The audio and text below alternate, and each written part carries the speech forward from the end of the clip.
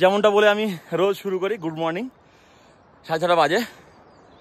আর কালকে একটা সুন্দর জায়গা দেখিয়েছিলাম, আজকে আরো একটু 100 মিটার দূরে গেলে আরো খুব সুন্দর একটা জায়গা, কিন্তু ঈশানী আর হাঁটতে পারছে না। এই ঈশানী বসে পড়েছে এখানে ট্রেডমিলের থেকেও মারাত্মক হাঁটা। সত্যি তাই, ইনক্লাইমে তাও আমরা আধ ঘন্টা হাঁটতে পারি, কিন্তু এই রাস্তায় উফ অবস্থা খারাপ। তো এখান থেকে আজ যদি কিছুটা যেতাম আমরা আগে, সেই জায়গাটা মানে একটুকুনি আগে, সেই জন্য ভাবলাম যে আজকে তোমাদের আমার গ্রামটাই দেখাই। কারণ প্রতিদিন তো হেঁটে কভার করে তারপর তো আগে যেতে হবে।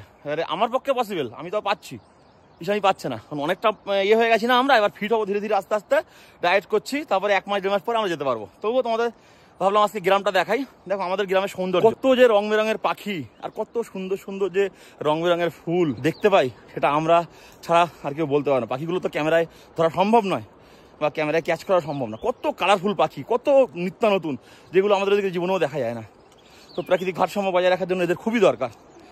তো এত সুন্দর জায়গা সিরিয়াসলি বলছি আমি আমার জীবনে দেখি। কাশ্মীরে সবাই আসে ফেমাস জায়গাগুলো ঘোরে, গুলমার্গ, সোনমার্গ, পেহেলগাম, শ্রীনগর, কিন্তু আমি তো বলবো তারা অরিজিনাল কাশ্মীর দেখেইনি।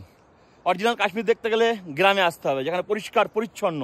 আর গুলমার্গ সোনমার্গে কি আছে? ঘোড়ার পটি, দালালের ভিড়, মানুষজনের ভিড়, কোনো রকম সৌন্দর্য নেই, নোংরা জায়গা। কিন্তু প্রাকৃতিক সৌন্দর্য উপভোগ করতে গেলে গ্রামে আসতে হবে, গ্রামে থাকতে হবে। সত্যি আমরা লাকি যে আমরা এখানে থাকতে পারছি। পয়সাটাই জীবনে হয়তো সব নয়, প্রচুর মানুষের পয়সা আছে, বাট আমাদের মতন শান্তি হয়তো পাবে না। তো জীবনে শান্তির দরকার আছে, এবং সেটা নিজের পছন্দের মানুষের সঙ্গে এরকম একটা জায়গায় থাকা। তো যাই হোক, আমাদের গ্রামটা কেমন লেগেছে সেটা কমেন্ট করে জানিও। চলো পরে আবার অন্য কিছু দেখাচ্ছি।